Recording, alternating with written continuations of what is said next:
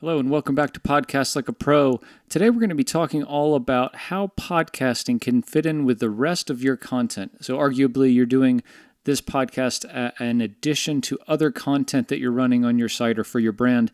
Talk about how to fit that in so that it's consistent and complementary to the rest of the things that you're putting out for your audience.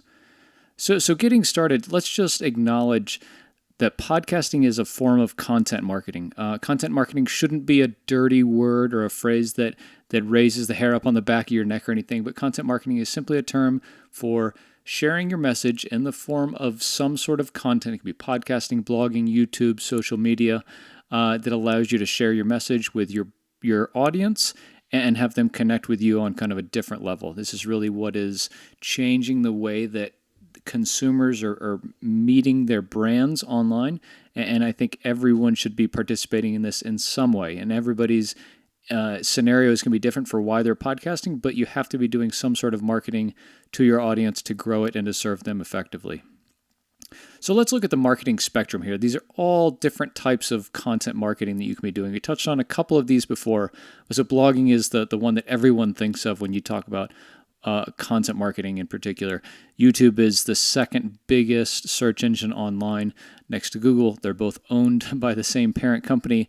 And so, doing these two things together is really powerful. The third biggest search engine happens to be iTunes. And so putting your podcast in iTunes is going to cover all of the kind of top three bases that you have in terms of content marketing. From there, we go to social media and emails. These are, a little bit different way of touching more on an individual basis.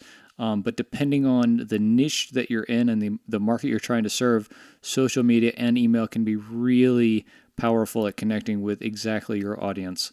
Podcasting, I would be remiss if I didn't mention podcasting is a great form of content marketing. It is a one-to-many type of conversation, but it opens the opportunity for you to then go back and connect with your audience in a different way, maybe using one of these other content marketing mediums afterwards. And that brings in things like communities and in-person events. Maybe use the podcast as the first way that people find out about you, and you give them another way to connect with you later on once they get to know you and trust you.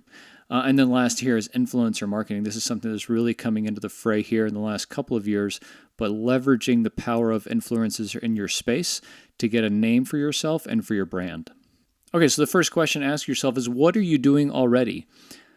And where are you already connecting with your audience? If you ask yourself these two things, it's kind of what am I doing already and what's working about my messaging that I can then add to or do in a little different way with my podcast. So I definitely don't want you to throw out the things that are already working. So maybe you already have a big email list. You email your list 2 or 3 times a week and they really engage with the content there. Adding your podcast content to your email list and to those newsletters that are going out is going to be a great way for people to connect with you in a different way. Same thing with a blog or a YouTube channel or a big social media presence on Pinterest or something specific as that. But you want to think about how you're already connecting with your audience and what's working already, and then go from there and add to that. And then thinking about the when. Everybody asks me all the time, what's the best day to publish my podcast episode? And my answer is inevitably, well, what else do you do? And when do you do it? So you got to think about your podcast as a part of the bigger marketing strategy and fit in the where and the when to the rest of what you're doing already. So how can podcasting fit in? It can really do two things, and podcasting is immensely powerful, and I love it for a lot of reasons, but podcasting fits in with other types of content you're putting out there, and in that it allows you to either connect with a new audience or connect with your existing audience in a new way. And I'll break those two things down real quick. So connecting with a new audience means, let's say you have a blog, and you have a lot of blog readers.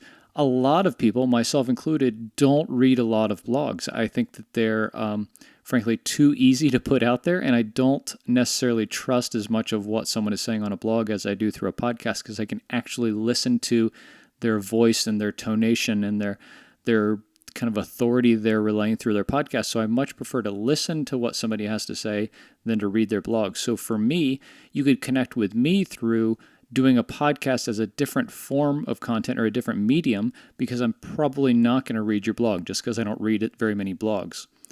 Similarly, You can connect with your existing audience in a new way in that, say they already read your blog, you start a podcast and you have a little bit different spin to talk about, basket weaving or dog training or endurance running or business. Your blog can serve one part of that greater content sphere that you're living in, and your podcast can serve another, and your YouTube channel can serve another, and you can talk about slightly different approaches or angles to your main topic.